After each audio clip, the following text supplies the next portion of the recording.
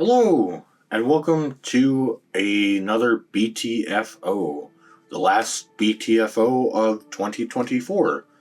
Um, and for this B.T.F.O, we're going to be talking about Wicked. Or I guess Wicked Part 1. Get your screenshots in today. But, so I went and saw this film because I'll admit I was kind of curious about it. I'm not super opposed to musicals. I'm not like particularly into musicals. But like I like The Wizard of Oz, the original. I'm actually quite fond of that film. I find it very charming. And it's a very neat little movie that like was production hell, but managed to revolutionize the industry, and it's such a great film. So I went in to Wicked not really knowing anything about the plot. I had seen some things on Twitter that were like people talking about what happens, and I was like, there's no way, right? Like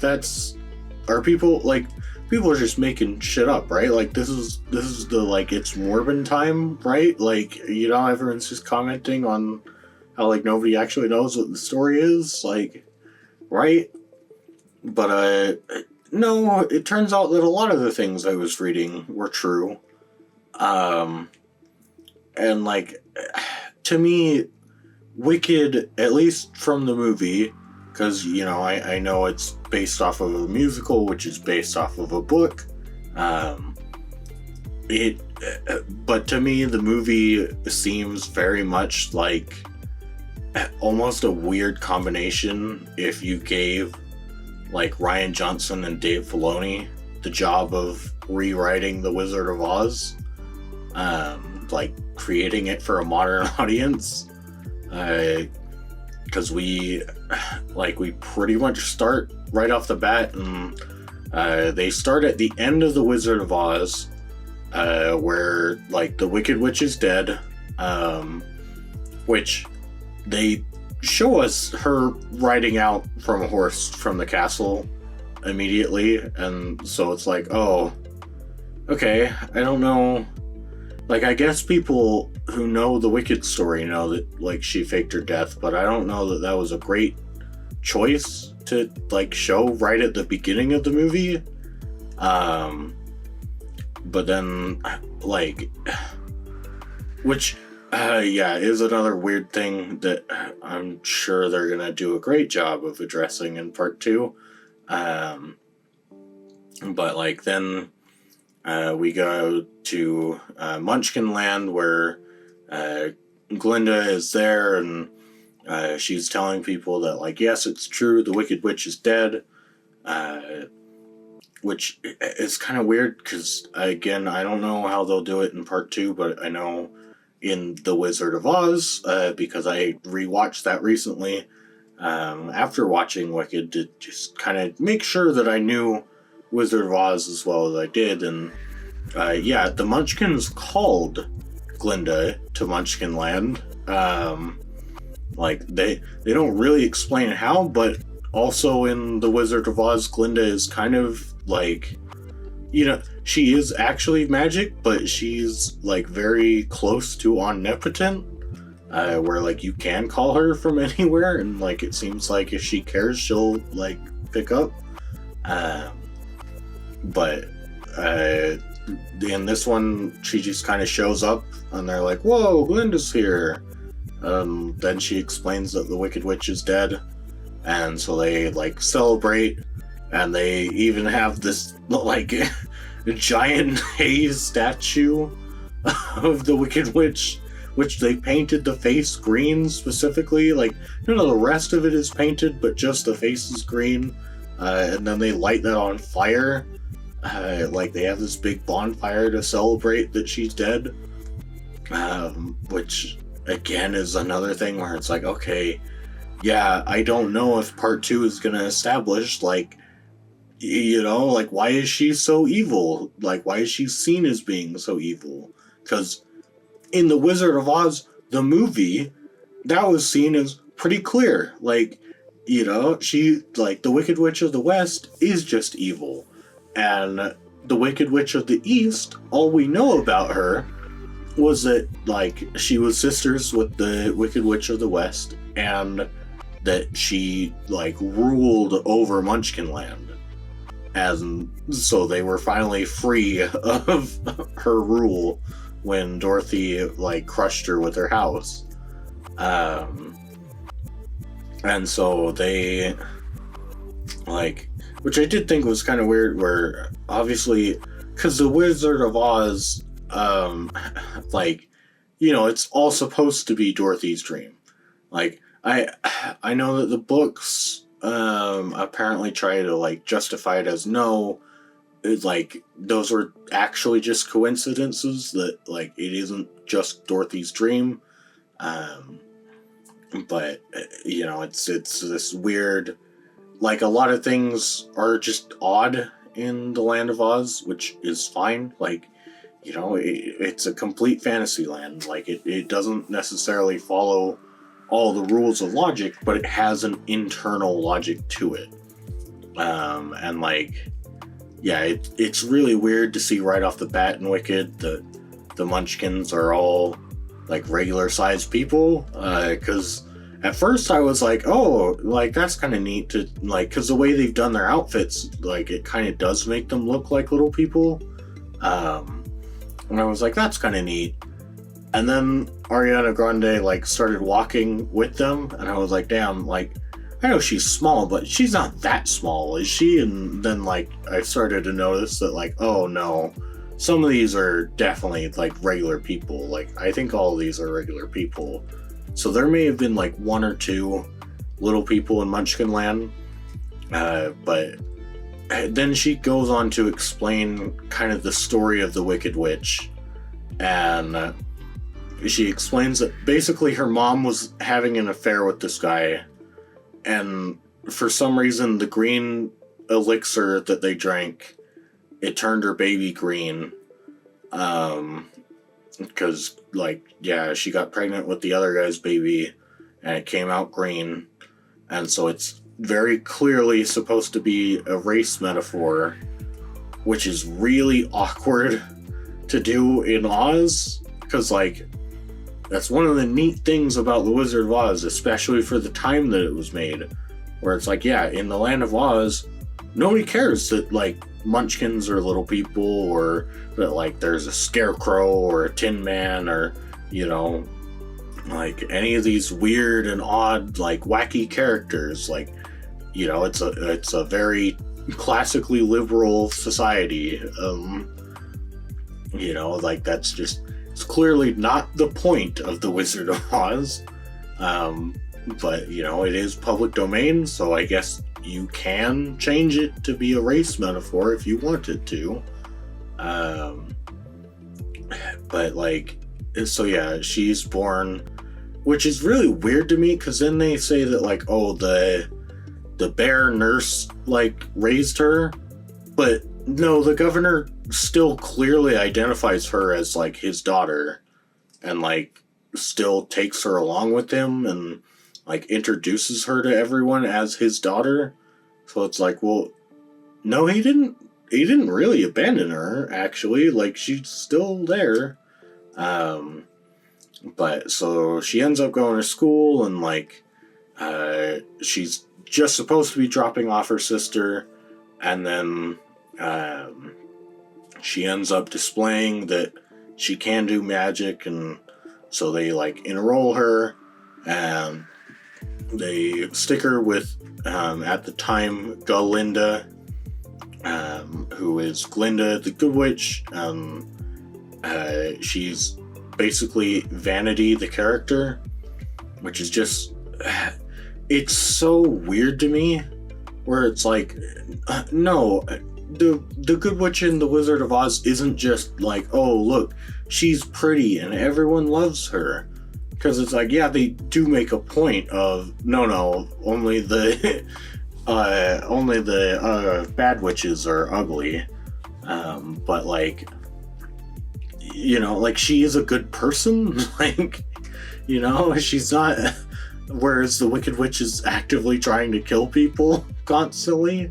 Um, but like, yeah, it seems so weird to be like, no, actually, because the whole story is basically, well, what if all the good people were evil, and what if like the bad person was actually good? And it's like, wow, that's really lame.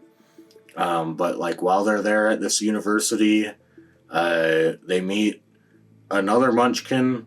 Because so technically both Wicked Witches are Munchkins. And then they meet another Munchkin character who is again a normal person, or a person of normal size. And no, I'm not certain, but I am pretty sure that he's supposed to be the Tin Man.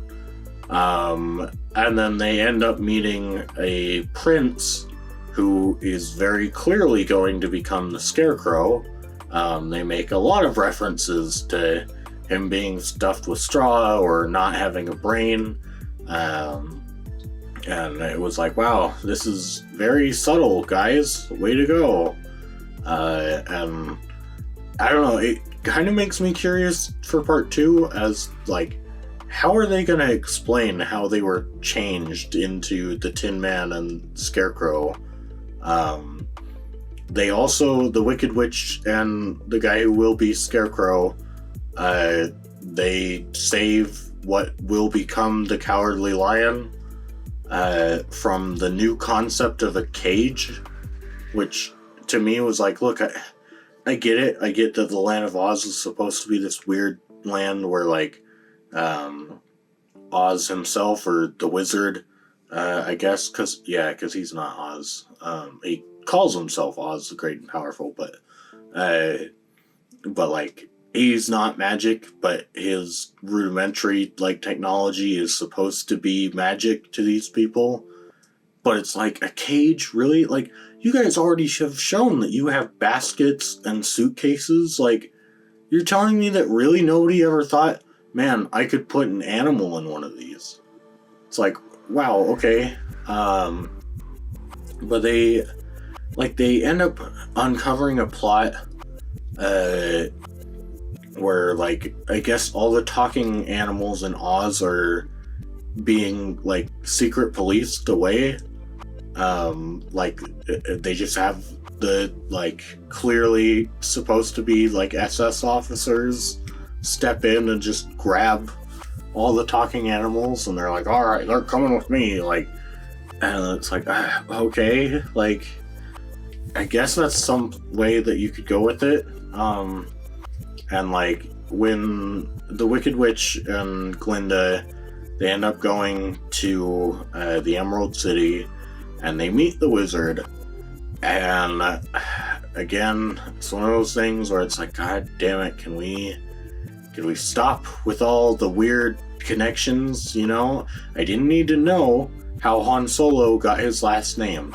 I didn't need to know that the Wicked Witch picked out the color of the yellow brick road. It's like, what the fuck is this? Like, no, that they just picked a fucking color, man. Like, you didn't have to explain why the yellow brick road was yellow. Like, I don't know, maybe it's because yellow stands out against blue and green, which are the main colors of Oz. Like, you know, maybe that's why. Like, you know, maybe it wasn't a weird magical switch of, like, oh, you have 9 different color options, and the Wicked Witch just happened to prefer yellow. And even though they thought she was an outcast, they were like, damn, well, I guess she makes a good point.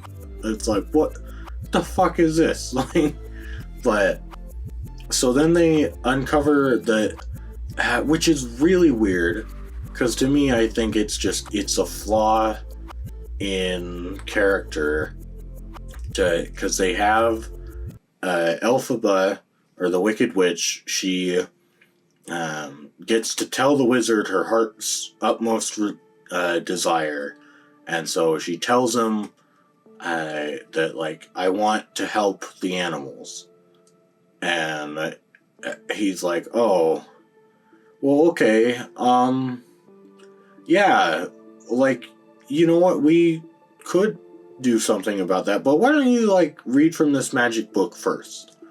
And so then, like, she reads from the magic book, and she ends up giving all of the monkeys their wings, which is, like, horrifying for them. Like, it's clearly painful. And then it's super weird because that's when the wizard comes out and is like, yeah, well, you know, when I first came to Oz, like, people have a lot of contempt for each other. And so I figured out that, like, if I can just give them a really good enemy, then that would unite them. And I was like, but that, it's a flaw in the storytelling that you have not shown us any of the contention between the people of Oz. Like, you've shown us that some people, particularly Glinda, is disrespectful towards the talking animals, but you've also shown us that Glinda is just disrespectful towards anyone. Like, that's just her character, that she is vain. And so it's like, yeah, you know, and there are still currently talking animals in the Emerald City. So it's like, well, hold on, like, I'm confused. Where's the contentment supposed to be? Like, you haven't shown us that. And then, you know, the idea of, oh, well, we'll give them, like, an enemy. It's like, that's fine as an idea. But the problem is that he's already been, like, secret policing all of the talking animals.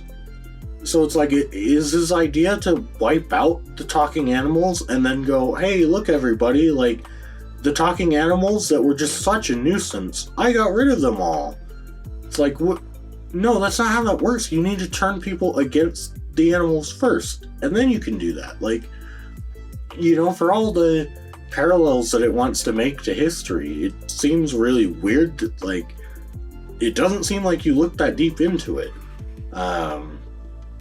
And yeah, and then the Wicked Witch, like, flies off, and it is really funny, the fact that her cloak just keeps getting bigger during different shots. And especially that last shot where it's just cartoonishly large. That to me is one where it's like, who made this decision? Like, that was a really bad decision. Like, you know, like, what? It's so unnecessary. Like, it does not need to be there. But then she just ends up flying off, and, like, the flying monkeys come with her. So then they're like, oh, yep, like, see you next time in part 2. Which I have no idea what they're even going to do for part 2. Because, like, it does feel really weird that it seems like they really want to go for the angle that people hate her because she's green. Which, you know, is really weird because, you know, the whole Emerald City is because the wizard really likes green, which they even make a point of in part 1. And then, like,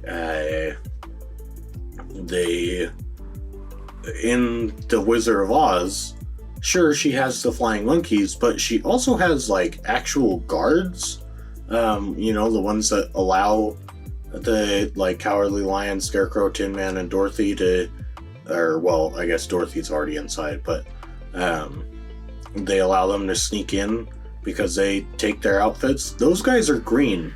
Like, and also, because I could see them working it into her, like, faking her death, but in the original Wizard of Oz, when she dies, all of her servants are like, oh, the Wicked Witch is dead. Like, cool.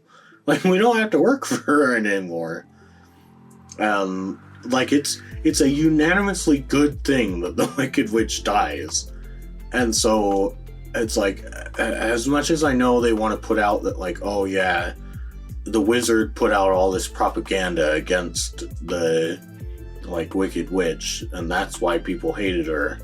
It's like, I don't know, man. I kind of think that there has to be something else that, like, and also, yeah, are they going to explain how her sister becomes a Wicked Witch who controls Munchkin Land? because like that's a thing in the original. But yeah, I don't know. For me, it's just because it's like, no, I get it. It's well produced. Like it looks really good. Like even the CGI that they use, it looks pretty good. It's all well acted, and like well sang, too. But I don't know. For me, it really does kind of feel like, oh, people like this because they like subversive things. You know, they like feeling like they're the smarter person in the room. And it's like, okay, well, like, you know, we can go through all the many reasons why that's really cringe, and that, like, yeah, yes, the story is public domain, and yes, you are fully allowed to tell the story. Should you is another question. Like, is it a good story is another question. And, you know, and it's like, look, man, like, if you want a Wizard of Oz musical, I cannot recommend the original enough. Like, the original is just, it's so good. Like, and I know that it's like, oh, but the sets were small and like you can see the matte paintings in the background, but it's like, yeah, that all adds a bit of charm to it. And you know, and it's like the sets are all small in this, but the difference is they use like green screen or the volume behind them. And it's like, oh, okay, like, you know, I don't know. I know that it wasn't intended for me, but as someone who actually does really like the original Wizard of Oz, yeah, I don't like Wicked. I'm not a big fan of it, and I kind of wish it didn't exist. But yeah, I guess that's gonna be it for B.T.F.O this year. I mean, I'll see you next week for B.T.F.O in 2025, but I hope you enjoyed, and for the last time this year, bye-bye.